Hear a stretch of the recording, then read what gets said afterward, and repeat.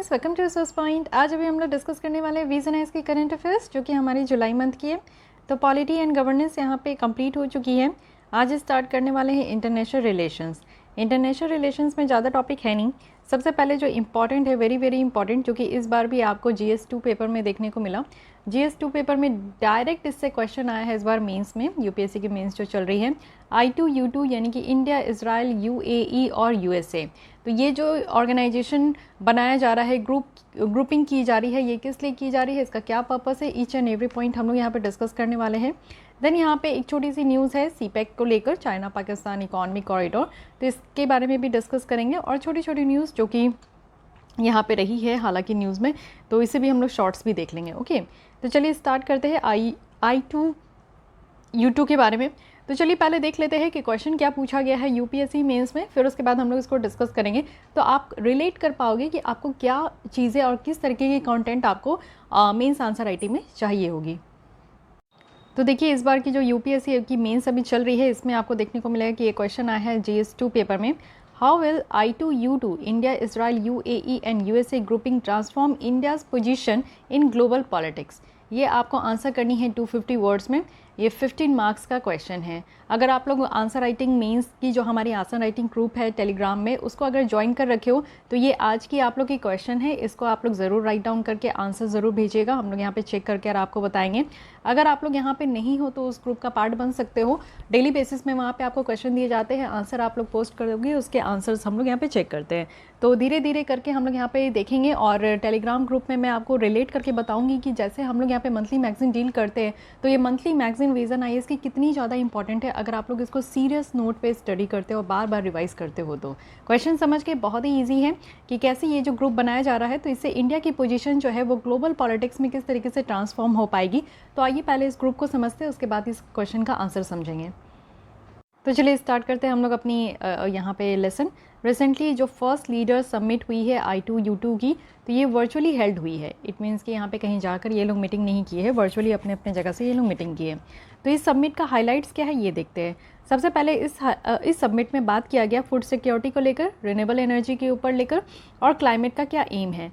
तो अगर हम लोग फूड सिक्योरिटी को लेकर चलें, तो जिसमें से ये 4 कंट्री है, इन 4 कंट्री से अगर आप देखो तो UAE जो यूनाइटेड अरब एमिरेट्स है, इनके द्वारा कहा गया है कि वो 2 बिलियन तक इन्वेस्ट करेंगे, जिससे कि एक series of integrated food park पूरे इंडिया में बनाया जाए, जिससे कि जो क्लाइमेट स्मार्ट टेक्नोलॉजीज़ है वो डिप्लॉय हो पाएगी। और क्लाइमेट स्मार्ट टेक्नोलॉजी कहने का मतलब क्या है कि इससे जो फूड वेस्टेज होती है, आप देखते हो कि आज के डेट में आप जब मानसून आनी चाहिए थी, जब प्रॉपर बारिश होनी चाहिए थी, तब बारिश नहीं हुआ।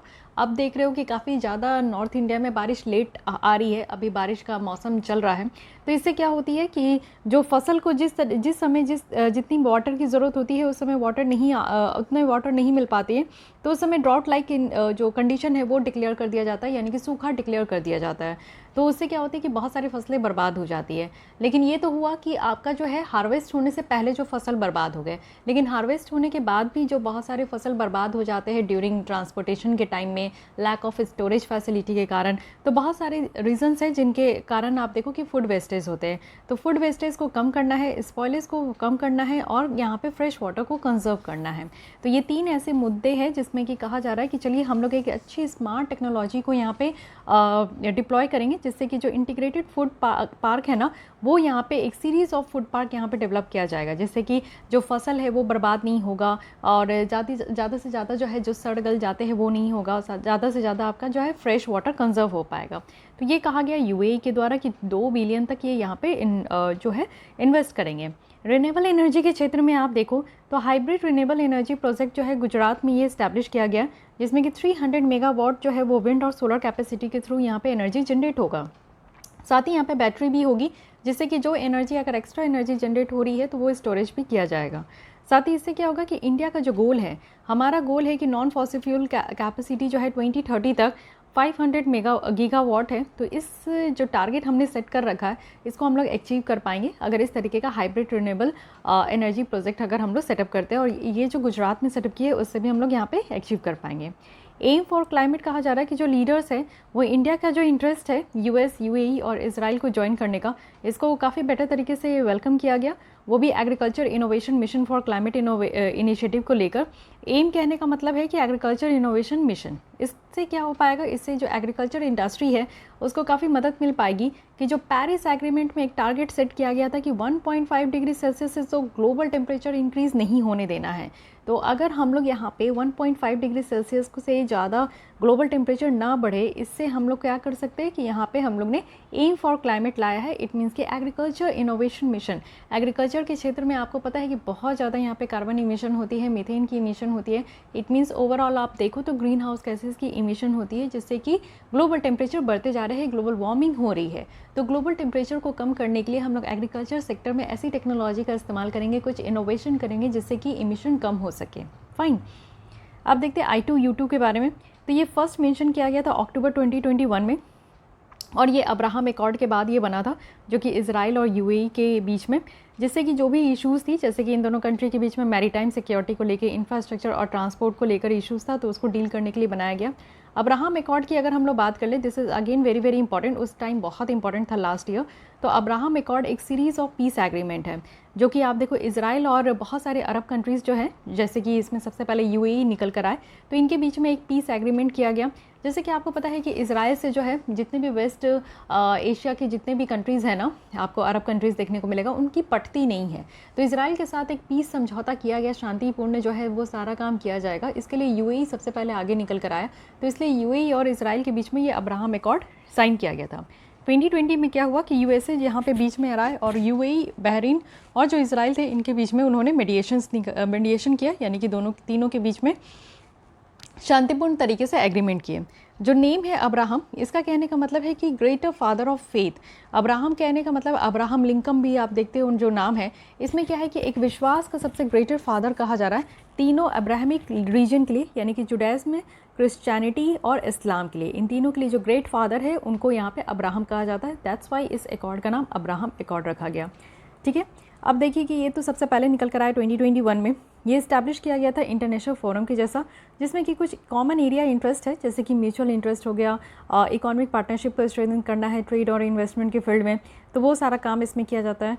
I2U2 की अगर हम लोग बात करें तो इसको क्वाड कंट्री भी कहा जाता है, क्योंकि यहाँ पे 4 कंट्री है तो उसे क्वाड कहते हैं, तो वेस्ट एशिया का क्वाड कहते हैं। ओके, I2U2 में आप देखो कि एक मिलिट्री एंगल की कमी है, और मेनली ये फोकस जो करना चाहिए इकॉनमी में, उसकी कमी देखने को मिलती है।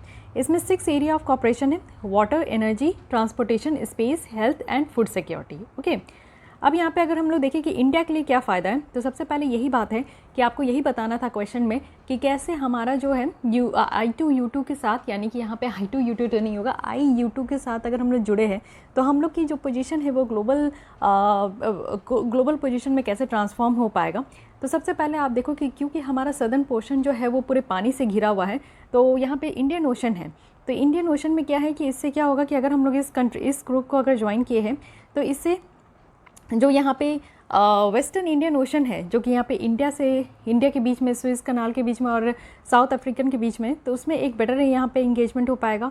एटलीस्ट 12% जो वर्ल्ड का ट्रेड है वो स्विस कनाल से ही पास होता है, तो ये इंडियन ओशन को लिंक करता है मेडिटेरियन सी से होते हुए, रेड सी से होते हुए। मेडिटेरियन सी है, रेड सी है, उसके बीच में आपको स्विस कनाल देखने को मिलेगा, फिर यहाँ पे इंडियन ओशन आता है।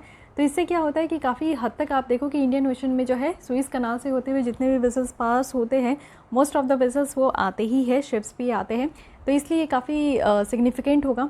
एक्सेस टू मार्केट है, यानी कि आप देखो कि यहाँ पे हमें UAE हो गया, USA हो गया, तो ये सारे जो बड़े बड़े कंट्रीज़ हैं इनके साथ हमें जो है काफ़ी यहाँ पे अपॉर्चुनिटी मिलेगा कि यहाँ पे काम कर सके। बायलैटरल ट्रेड के साथ साथ यहाँ पे वेस्ट एशिया में जो स्ट्रैटेजिक मार्केट है उसको भी हम लोग एक्सेस कर पाएंगे, जिससे क्या हो पाएगा कि जॉब क्रिएशन इंडिया में बेटर तरीके से हो पाएगी।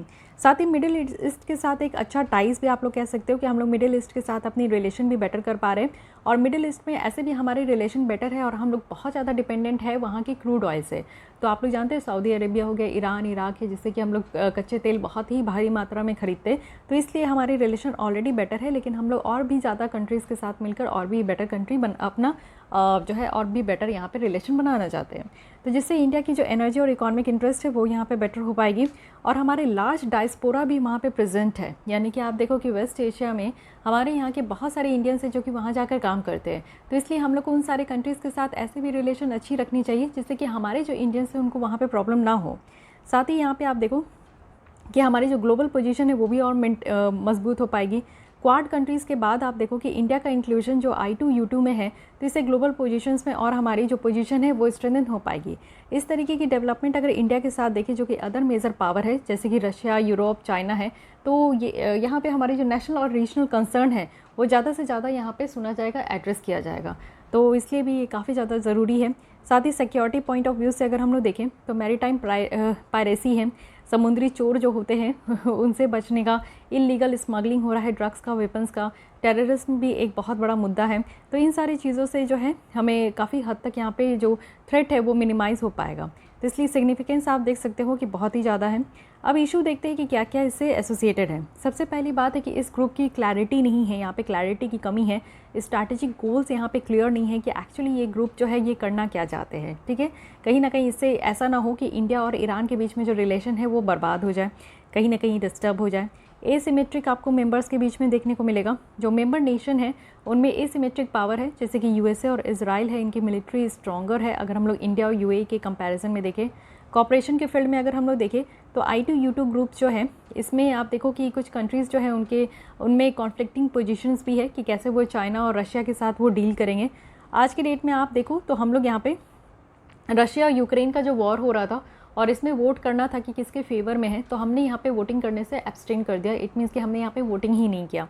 सिक्योरिटी पॉइंट ऑफ व्यू से आप देख सकते हो तो I2U2 जो है काफ़ी चैलेंजेस भी यहाँ पे लेकर आ सकते हैं हमारे भारत के लिए, क्योंकि यूएस स्पॉन्सर और जो यहाँ पे इजराइल अरब जो सिक्योरिटी डील बैक किया जा रहा है, तो इससे कहीं ना कहीं इंडिया की जो स्ट्रैटेजिक ऑटोनॉमी है, हमारी जो यहाँ पे स्वतंत्रता है, हम लोग जो है हर एक काम यहाँ पे स्वतंत्र तरीके से करते हैं, तो उसमें कहीं ना कहीं कॉम्प्लिकेट ना हो जाए।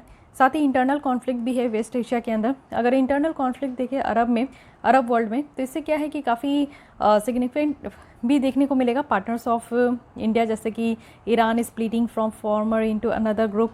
आप देखो ईरान का जो पोजीशन था वो काफ़ी आज के डेट में जो है वो डगमगाया हुआ है। कहने का मतलब है कि जब से यूएस के द्वारा सैंक्शन लगाया गया तो ईरान से कोई तेल नहीं खरीद रहा था, ऐसा यूएस के द्वारा कहा गया कि ईरान से तेल नहीं खरीदना है, तो ईरान की इकॉनमी में काफ़ी ज़्यादा झटका लगा।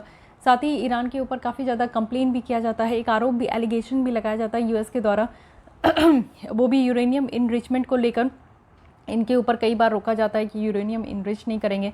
तो बहुत तरीके की ऐसी एलिगेशन लगाई जाती है जिसके कारण आज के डेट में आप देखो तो ईरान जो है ना वो अपने मन का ही करने लगे। तो इससे आप देखो कि हमारी रिलेशन तो ईरान के साथ अच्छा है, लेकिन कहीं ऐसा ना हो कि अगर हम लोग यूएई के साथ यहाँ पे जुड़ रहे, इजराइल के साथ इतनी अच्छी तरीके से हम लोग कॉपरेशंस कर रहे हैं, तो कहीं ईरान के साथ कॉन्फ्लिक्ट ना हो जाए हमारी। तो देखिए डेवलपिंग सिचुएशंस जो है इससे क्या होगा, दो ग्रुप बन सकता है, एक China Pakistan, Russia Iran Turkey, वहीं आप दूसरा देखो तो India Israel USA UAE.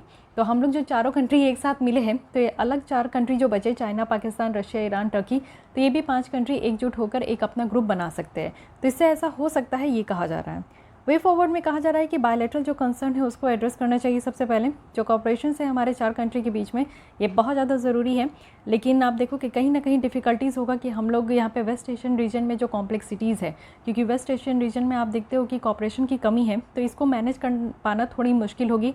Corporation की बात करें तो I2U2 जो है ये एक्सपेंड किया जा सकता है, और यहाँ पे आप समझो कि कुछ न्यू कंट्रीज़ को भी यहाँ पे इनविटेशन दिया जा सकता है कि वो यहाँ पे ज्वाइन करें। डेवलपमेंट के लिए अगर हम लोग देखें तो यहाँ पे काफ़ी एफर्ट्स लगाने की ज़रूरत है, जिससे कि इंफ्रास्ट्रक्चर स्ट्रेंथन हो सके, क्लाइमेट चेंज को हम लोग मिटिगेट कर सके, पब्लिक हेल्थ पे हम लोग काम कर सके, जिससे कि वेस्ट एशिया का डेवलपमेंट बेटर तरीके से हो पाएगा।